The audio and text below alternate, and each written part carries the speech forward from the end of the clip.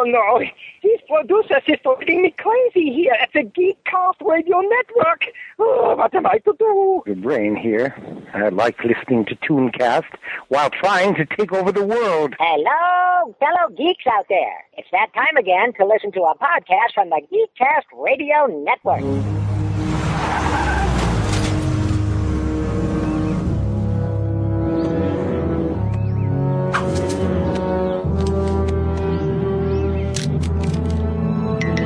Alan, this species of cartoon has been extinct since 1998. I mean, these haven't been seen on TV since the golden era of animation. And what?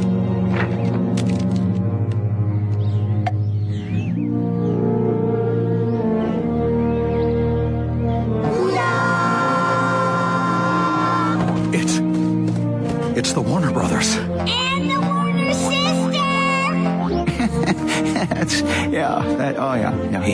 He did it. That crazy son of a gun actually did it. Clean vectored outlines, widescreen format. These don't look like reruns.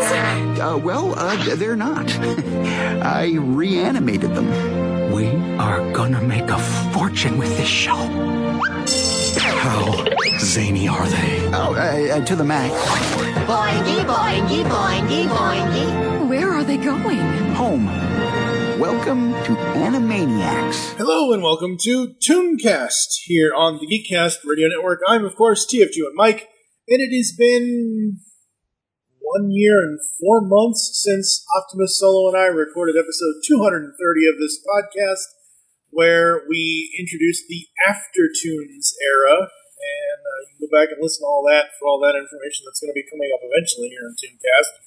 But I am not alone. I am joined, as always, by Steve Megatron. Hello, sir. Yo. Yo. And returning from his self-podcast exile, making a grand entrance, is Thaddeus Plotz. Ha ha ha. No, it is Doug Abel from Talkin Bout My Generation. Hello, sir. How the hell have you been? I've fallen off the face of the earth and decided to come back. The COVID hasn't killed me yet, so I'm still around. That's good. Everybody stay inside. Everybody, unless you absolutely have to leave your house, do not. Yeah. You need to stay safe. I've known I can count at least 10 people right now that I have known that have either gotten it or gotten over it. I don't know.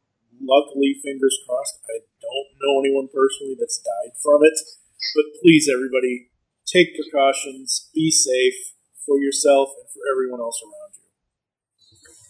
Suspicious. Getting the test, I'll tell you that. They touch your brain with a large swab, it feels like.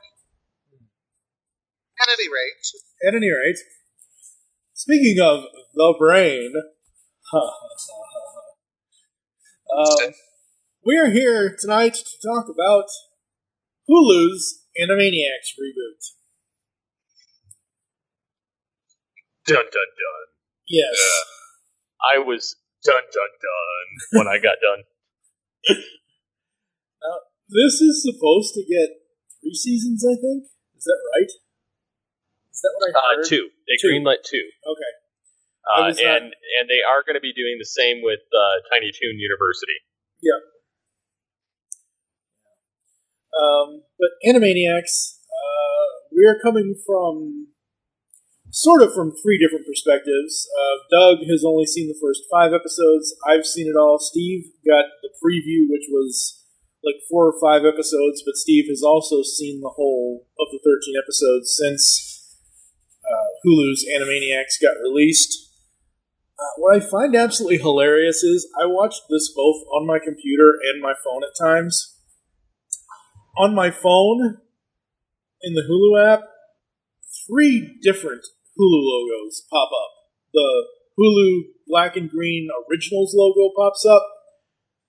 You know, you're watching a Hulu presentation or whatever, and then a third, this is a Hulu blah, blah, blah.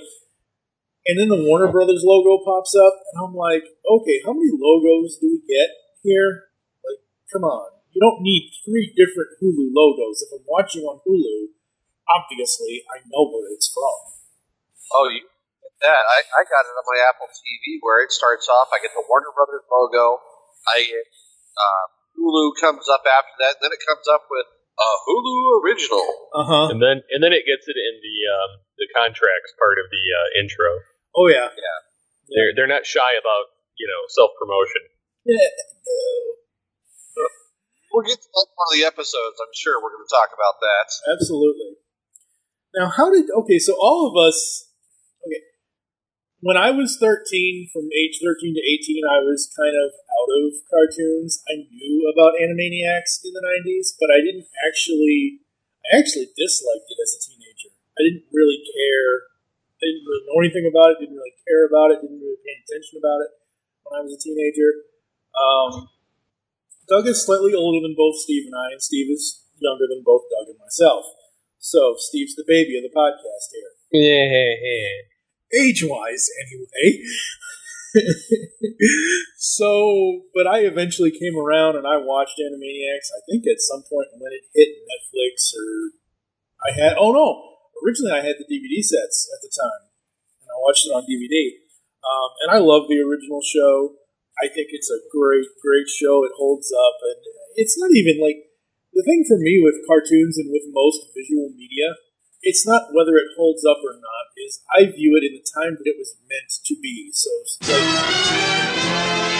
because it's going to come up eventually anyway, because every podcast we do on the Geekcast Radio Network has to involve Transformers. Transformers Generation 1 was done in the 80s. Beast Wars was done in the 90s. You look at it in that scope of that time. You don't say, oh, well, if this was made today... Anyway. If this was made today, a lot of shit would have happened. A lot of different things would have happened. All right. What was your experience with it, Doug, in the beginning, way back when? Well, funnily enough, all my friends and I actually watched this show. This was on while I was in high school. And I remember I actually had a friend of mine way back when, and this is going to really date me, I used to run a BBS. For those who have never heard of it, this is pre-internet, pre-big internet. This was kind of the precursor to it, in that you had a dial-up and everybody connected into your BBS, and all that. One of the guys on there happened to be named, a guy by the name of Scott Watson happened to be named Yakko Warner. And he kind of got me hooked on the show. And we started watching pretty soon we were quoting everything. All of the, Pinky the Brain things of, are you pondering what I'm pondering? And all the stuff at the end of each episode's running for the intro. You have the different intros with, Animani, I'm Lon Chaney, or something like that coming on. That was great gag. We all loved it. The fact that, we actually used it in geography. Our geography teacher loved it because he taught us the countries of the world from it and the state capitals with not Yakko, Wacko singing it. So, we got to learn a little bit of that. It was fun, I enjoyed it. Yeah, absolutely. Steve, what about you? What was your exposure to Animaniacs in the 90s? I remember watching it shortly after, because I think it came out, after Tiny Toons? Mm-hmm. Yep. Somewhere after that. 93. See, I didn't like Tiny Toons as much. And so when this came out, I was like, oh, it's something new. And then I, of course, saw Pinky and the Brain, and then I saw some of the songs, and I was like, I believe the first song I saw was Wacko Belching. Oh, the great yes. Wackarati. Yes. So I saw that first, I believe, and that was just, as a younger person, it was hilarious. And so the whole object of it is you try and go around and imitate it. I never succeeded, but I could mimic some of the tones. But yeah, the show caught my attention with a lot of the skits. There were I liked the Good Feathers, I liked the Good Idea, Bad Idea, the Chicken Boo, the Slappy Squirrel. Like there were so many different variety sketches in the show that I couldn't help but enjoy it, because the kind of the joke with it is if you don't like this particular skit or segment, wait 4 minutes and then it'll turn into something else anyway. So like it was fine with me, honestly, and there was so much that I enjoyed with not only the voices but the fact that it was just so different. And coming into this one, I was disappointed to hear that it was only Pinky and the Brain and the Warner Brothers and their sister. And I realized that Pinky and the Brain got their own series for 3 seasons as well. Right. Although the 3rd season kind of crossed over with Tiny Toons a little bit with Elmira. Yep. But and granted, I hated her character anyway, so it was just atrocious with that. But yeah, those segments, like I feel like with this show they almost tried too hard with the Warner Brothers, relying too heavily on them. And the Pinky and the Brain is kind of the middle segment, which is pretty much, you get what you're expecting out of that exactly. And so that I didn't have a problem with per se, and I found some of those like laugh worthy because they did something new with them and they were able to use modern, jokes with it. But I missed a lot of the old skit players in the program. They did do one callback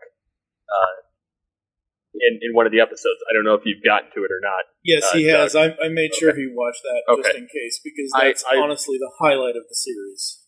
That to me was hilarious how it came out. Like they're like putting the dots together, and they're just how that whole thing came out with Chicken Boo, and then the rest of them chasing him out of town, even though they didn't get voiced. A small part of me was hoping that they got to play their character again as they chased him out. But yeah, I mean, I missed the variety. I missed the segments, the sketches, the good idea, bad idea. I loved Good Idea, Bad Idea so much that I used it in college in 2016 for an assignment. So yeah, it was sorely missed. Absolutely. There was so much with this one that was just, like you said, things that were missing. Obviously, all the other characters.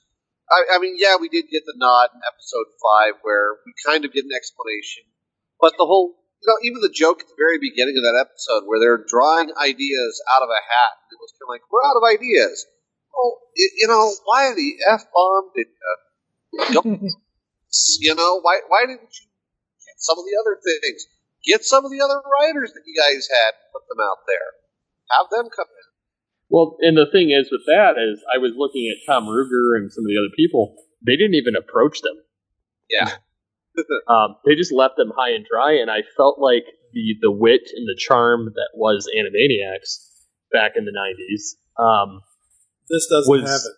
It doesn't have it. It's too, and I'm not saying that because I could see where some would be offended by the the gun episode with the bunnies and the Trumpisms that are in it, which they always made fun of stuff. I mean, they made fun of Bill Clinton 90% of the time. Exactly. Because he was president at that time. And so, I wasn't offended by that, and I understood it. Yes, was it a little bit annoying just because we've had it in our face for 4 years? Yeah, but yeah. But overall, I felt like they were trying too hard to make something that they themselves enjoyed instead of something that was actually just profound and really good. I don't know who it was at Warner Brothers. I don't know if it was Sam Register. I don't know if it was anyone else. I don't even, I'm not even currently looking at who actually is the CEO. I don't think Register is, but it's one of those things where I don't know what edict was passed down to say, you need to fill 30 minutes, let's say 23 minutes, with 5 characters. Pinky and the Brain and the Warners. Fill it all. Fill it with whatever you can fill it with. Make sure it's somewhat funny. or whatever, because here's the thing. This is my biggest complaint. There is not enough variety. You compare episode 1 of the new Animaniacs to the first episode of the original Animaniacs, there's at least 7 or 10 other characters in that first episode from the original show versus 5 characters here trying to fill time. Yeah. That was my biggest complaint about it too. I felt like, I kept going, well, where is Good Feathers? Where is Rita and Run? Where is Chicken Moo? I mean, yeah, we got an episode kind of explaining Chicken Moo, but where is everybody else? This is it's not enough. I felt like we in a way got gypped on part of the series, and let me tell you, having watched further in the 10 episodes that they have, it wasn't. They had some high moments in some of it, but like a lot of the pro. I'm trying to dance around this as carefully as I can, but just say it. A lot of the things that they push the envelope with on purpose, like more so just because it didn't fit. Like they were trying too hard. Whereas like the old Animaniacs used to push the envelope too, but they did it in a witty way that you didn't realize what they were doing. Right. And even as an adult, watching, I forget when the original Animaniacs 5-volume sets came out, the 5 DVD volumes came out. It was at least 10 years ago or more. 10 years ago, when I watched that for the first time all the way through, I watched all 99 episodes. I got every single thing. I laughed at the things you're supposed to laugh at. And for me, watching all 13 of these episodes almost all at once, I think I watched them within a day and a half. There were things I laughed at. There were things that I cringed at. There were things that I just don't think belonged there. Again, who's the target? Is it just the people creating this that are the target? Are they trying to? And they even mention this. We want to appeal to in the very first episode. We want to appeal to the dads because those are the people that grew up with the old show. Blah blah blah blah blah. Reboot. And this is the thing is I felt alienated. Yep. I felt more in the vein of I liked Pinky and the Brain back in the day, and I still enjoy the hell out of them now. But I was always more of a Warner person when I was watching it, kind of thing. At least when I was watching it, 10, 11, 12 years ago. And now I feel like someone said this, that I think that adults, the adult us's have flipped, where we would rather, the Pinky and the Brain stuff made more sense to us than what the Warners were doing. Yeah. Doug? Yeah, I'll agree with that. I know one of the things that I looked forward to, and it was kind of I don't know, it seemed kind of weird to me, the episode where they were talking about women's rights, the whole Dot song that she did, and they're talking about Susan B. Anthony and Sojourner Truth, all the women that were fighting for women's rights, the right to vote, and then all of us go off on the social, cartoon characters have to vote, and we got to see the whole of cartoon characters coming out with the Flintstones, Penelope Farrell, and all that. Good stuff, yeah. Yeah, again, I understand you want to make timely comedy, and the sad thing is, this was made 2 years ago. They even say that in the show. This was being written. Dated. Yeah, this was being written 2 years ago. Okay, half of the Trump stuff that's in here is, at least for me personally, it's cringeworthy, but it's because a lot of it's really dated. Yeah, exactly. I felt like that they could have found other things to make fun of, like they did. They made fun of the news at one point. They made fun of some various other things, but I feel like there were more creative ways they probably could have done some of this. It's just that they kind of just did what they did because that's the show they wanted. Yeah. Some of the jokes that they did. One of the ones that I kind of cringed over. Well, several things that I cringed over on the show, but one of them was with the Seth Meyers. They brought out Seth Meyers, and they had that smug mug, and it was just like. And then he goes, "I'll wait for you guys." Yeah. And you guys missed that completely. That wasn't funny at all. You could be president. You'll get it. I'll wait. And honestly, I don't find Seth funny. Karen finds him funny. I don't. I've never, the only time Seth is funny is when he's putting on a vocal impression or when he's trying to do a character. Seth himself is not funny at all. I cringe every time I see a section of his show.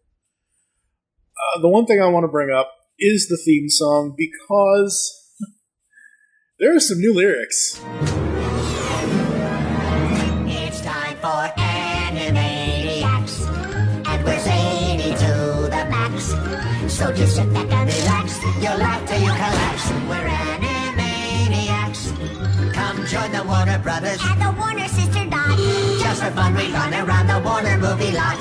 They lock us in the tower whenever we get caught, but we break loose and never lose, and now you know the plot. We're Animaniacs.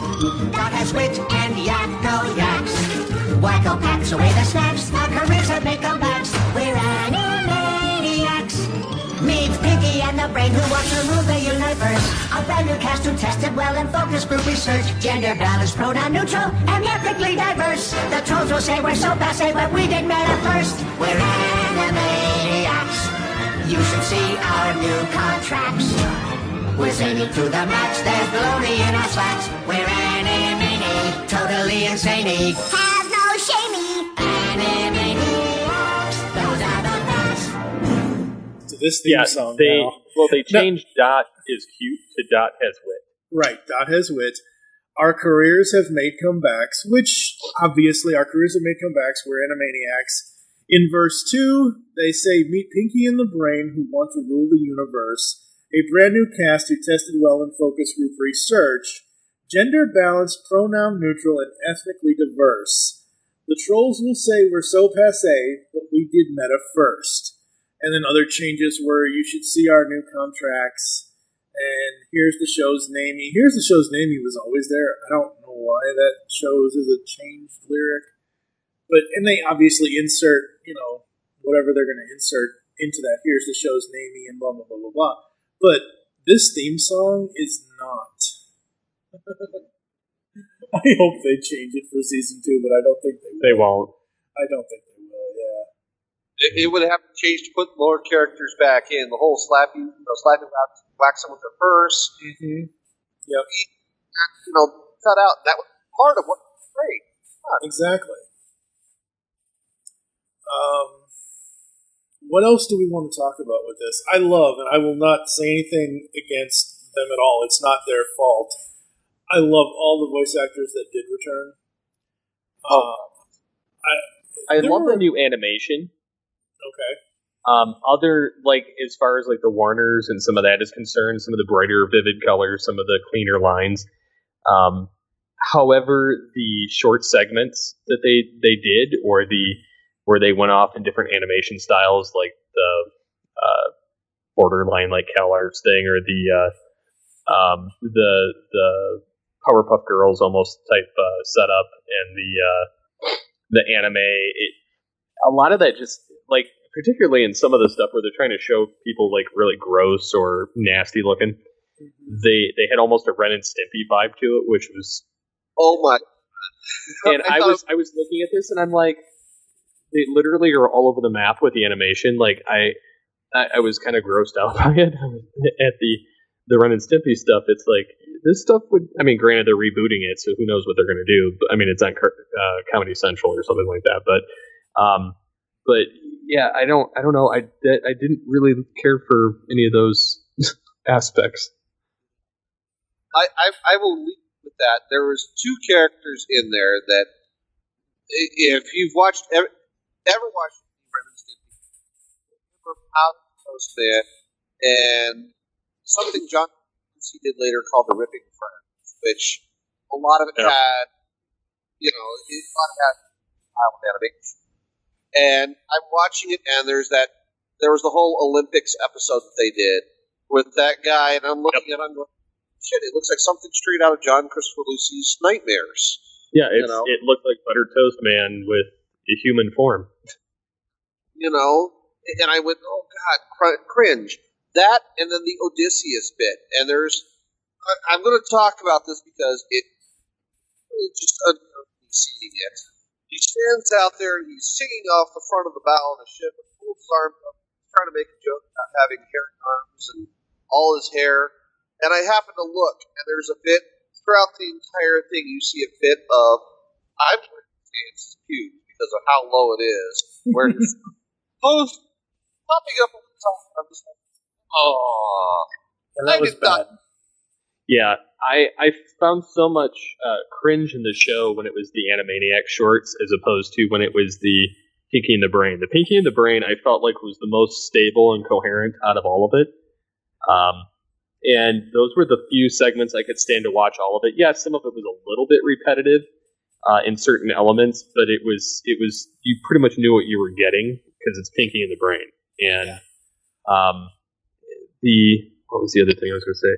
I did notice that they sprinkled in voice actors occasionally from other things. Specifically, when they had the Olympics and Dot was on the unicorn, that was John Bailey. I don't know if you're familiar with him, Doug, but Honest Trailers guy. He played Optimus Prime in the one of the War for Cybertron things by Machinima, one of the seasons, I think the second season of it. But he was doing basically an Optimus Prime in that moment. So I thought it was Peter Cullen for a second. I'm like, no, that doesn't sound like Peter. No, that was John Bailey. I know the dude's voice. Yeah, John Bailey was Pegasus. Diedrich Bader was Odysseus. Wow, Batman as Odysseus. Okay. Man. Oh, Phil Lamar had a no-name part. Yep. So I mean, honestly, the voice cast wasn't my problem. It was a lot of the animation all over the place, and then the jokes just fell flat. Like it could have been so much more profound and intelligent on a writing level had they had the original writers back. Well, and that's no disrespect against the actors or the people doing the music or any of that, because what they did was well for what it was. But yeah. Well, did you guys know that Wellesley Wild, who is one of the executive producers of the show, apparently, I guess he's got big ties with Family Guy, and so I'm kind of like, that's probably why I'm feeling more of this kind of gross, weird humor that just doesn't quite fit. I get it. They're trying to bring in something for the 21st century, but it didn't work. No. Okay, so I'm looking at the credits on IMDb. And it does list Wesley Wild, and it lists Timothy Nash and Jess Latcher and all these other people I've never even heard of. I'm not a Family Guy person. That's great if you are, fine, whatever. It's not my thing. But, he's listed as developer for 8 of the 13 episodes. And I'm like, oh, okay, I guess, sure. And Tom Minton, who was one of the original people, is listed as developer unknown episodes. Ruger is listed as characters unknown episode. How do you not know that there are 13 episodes for this? Well, IMDb doesn't necessarily have to be accurate. True. Because they were never really approached. They put them for characters because they created the characters and they developed the original show. Yeah. It has nothing to do with this new version, though, but they have to credit them because they created it. Yeah. The other thing I don't like is, and it's because it was not zany enough. It's not because they put a female CEO. But you look at Thaddeus Plotz and Dr. Scratch and Sniff versus the Warners, and you look at this new thing with the female CEO. She's just annoying. She just doesn't want to have anything to do with them at all. She's not even worried about them.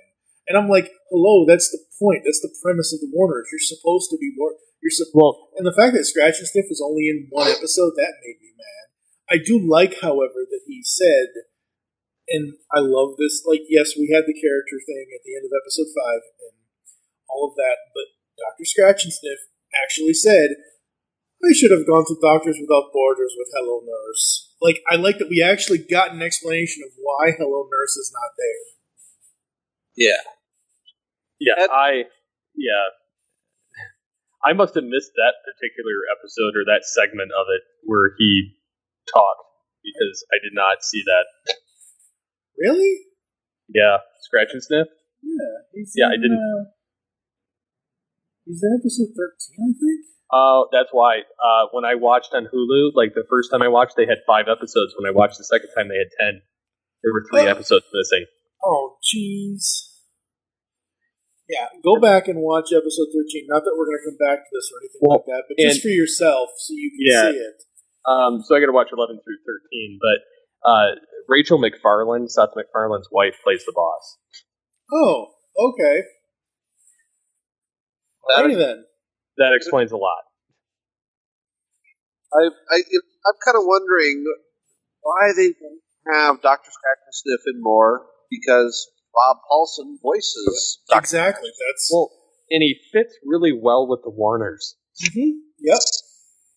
You know, a lot of the stuff back in the 90s, they had multiple episodes, like with him talking to Ronald Reagan and figuring it out. And Ronald says, "Oh, I want to be a president." You know, this is all supposed to be back in like the 60s or 70s, whatever, before he was actually president. That was a funny joke, you know. Why not pull them in? And it's not like they couldn't go on with Scratch and Sniff. Why didn't they? I don't know. Overall, I think all 3 of us, and I'm not going to speak for us, but I think what I'm getting is that we're fine with the fact that we've seen it, but it's probably not something we're going to go back and watch again. Who knows if any of us are actually going to watch season 2. I'll watch season 2 because I'm a glutton for punishment. It's the same reason why I watch all the new Star Trek shows, even though I can't stand them. I'll probably be the same. I'll watch it to see if we get any new characters, because I'm really hoping they'll bring back some of the others. But I'm just kind of like, I don't have high hopes. So you mentioned earlier about Rita and Runt. Well, I know Frank Welker is still alive. Hell, Frank Welker was Ralph, wasn't he? He was Ralph the Guard. Yeah. So I know Frank is still alive. During the process of us recording this episode of ToonCast, I looked up Tom Bodett and Bernadette Peters, because Bernadette Peters was the voice of Rita. They're both still alive. Bernadette Peters is like 72 years old. I don't know what her health is, but they're both still alive. I'll tell you this, Bernadette Peters looks great. I happened to see her on, she showed up on an episode of Zoe's Extraordinary Playlist. That's right, I remember that, yes. It's great. Singing, I'm going, oh my god, Rita's still alive. That's right, I remember that episode. Yes, absolutely. This mind control filter is never going to work if nobody sees it. Oh, no, Pinky, do something. And these Alps, Adirondacks, no, not the Himalayas.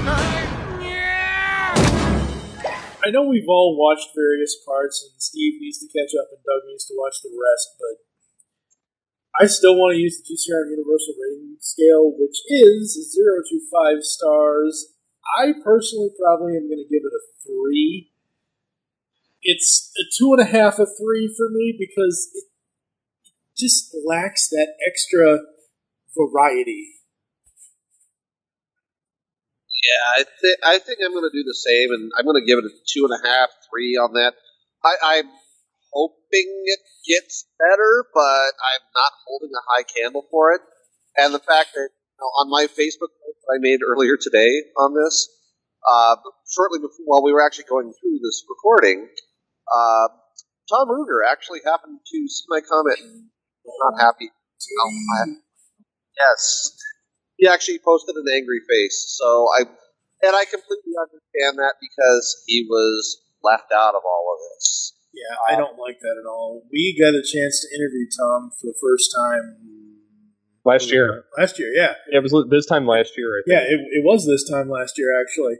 And he was so nice. He was awesome to talk to. He was so fun to talk to. Go back and listen to that interview, folks. I'll put it in the show notes here for this episode of ToonCast. I almost said ToonCast Beyond. I forgot what show it was on. No, but I mean, I had so much fun talking to Tom last year about Animaniacs and all of the various shows that he's been a part of, and you could just tell the love and the inspiration poured out of him about it. And to not include him or the other writers is kind of a disservice to the program. Well, and it really hurts because I remember I went up to see an Animaniacs live that they did in La Mirada several years ago, and this was like they were just starting to take off with this whole Animaniacs live thing that Rob Paulson was doing with some of the cast. Mm-hmm. And they had Chris Arnell, they had Tress MacNeille, they had Randy Rogel, but there were a bunch of people that were in the audience. I saw Andrea Romano there. Tom Ruger was actually sitting 3 seats in front of me. Had I known, I would have said hi, to him. But just, all these people, and like Tom got up and he's waving and everybody's. He was very proud. He showed up wearing a Tiny Toons cast member jacket, like leather sleeves. Awesome. And he was just so proud of it, and he was so happy to see people performing the songs and the theater being full for all these people who've grown up watching this stuff. And now to be left out of this, it's like, man, that's not just a dagger to the heart. That's, you put a sword in it, you twisted it around, you pulled it back, shot him with it. It's like basically shooting somebody with the Eye of Thundera or something. Yeah. It was just horrible, like, how they did that to them. And then they tried to say that they included them, and they're like, look, we've never heard anything about it until we caught news that it was coming, and then our agent was trying furiously to get a hold of them, and they're like, look, you're not going to be part of this. That's ridiculous. One thing before we go, only because I feel the need to comment on this, as this episode will be out soon for ToonCast. It's been confirmed through Twitter and through some production people or whatever else, but I have a post here from Thundercats Now. Thundercats Now can now confirm the controversial and divisive show Thundercats Roar has been canceled by Cartoon Network. Thundercats producer Marley Halpern Gracer announced on Twitter the upcoming December 5th Christmas episode will be the series' last. Oh, Lord. I hope Warner's can do something better with Thundercats, because that show, I watched like 5 episodes of it, and, Steve mentioned earlier in this episode the Cal Art style. Oh. I miss traditional animation. Amazing World of Gumball should not be Thundercats style. No, it should not. Yeah, that's a whole other topic. Sorry, I wanted. Yes. All right. Coming up next time on ToonCast, episode 232 will be our Christmas 2020 episode, because we all need something fun here in 2020. And Steve and I are going to be talking about the Lego Star Wars holiday special that was on Disney+. So very, very cool. I'm so glad we have a holiday special from Star Wars that we can actually watch and enjoy. Because nobody wants to watch Wookiee porn.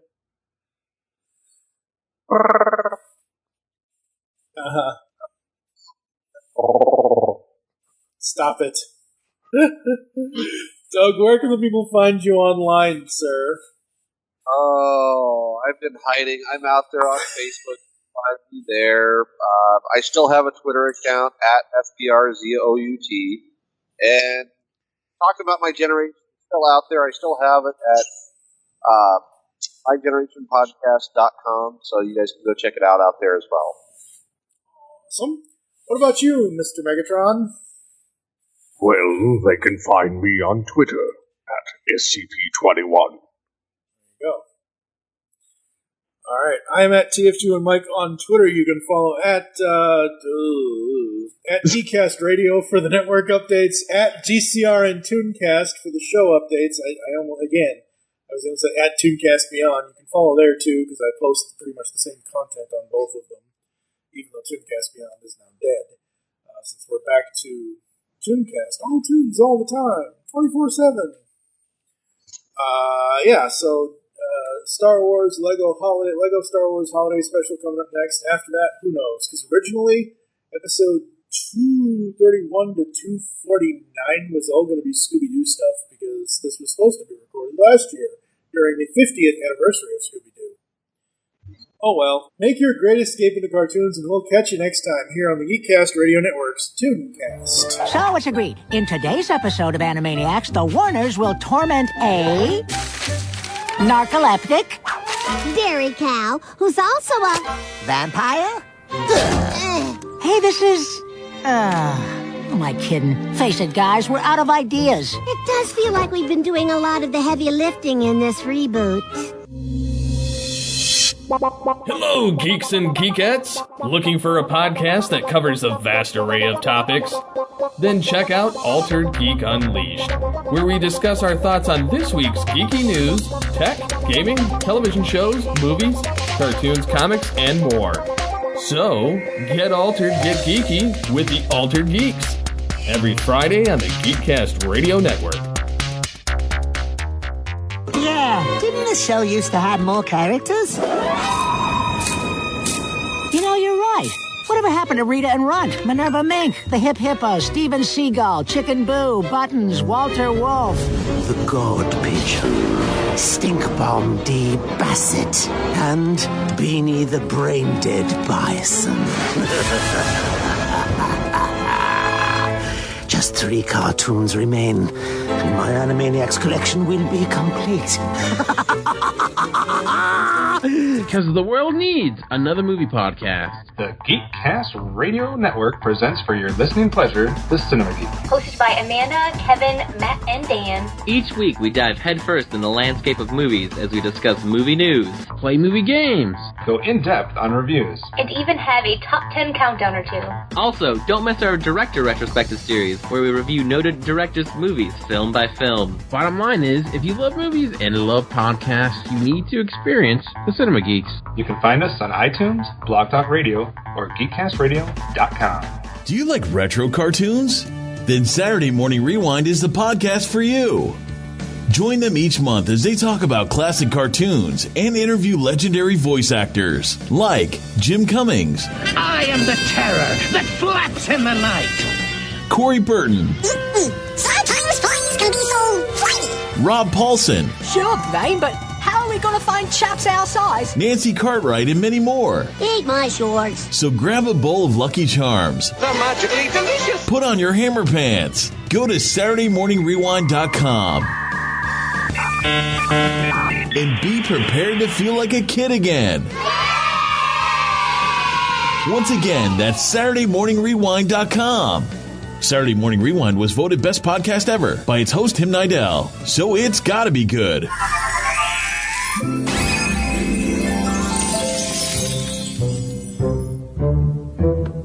Hello, I'm Yakko Warner. And all joking aside, reboots are symptomatic of a fundamental lack of originality in Hollywood. A creativity crisis fueled by terrified executives clinging to the past like rats to the debris of a sinking ship. Yeah, have you no shame? Here's your check for the Animaniacs reboot, you sellouts. Yeah, but when we sell out, we know we're selling out, so it's cool.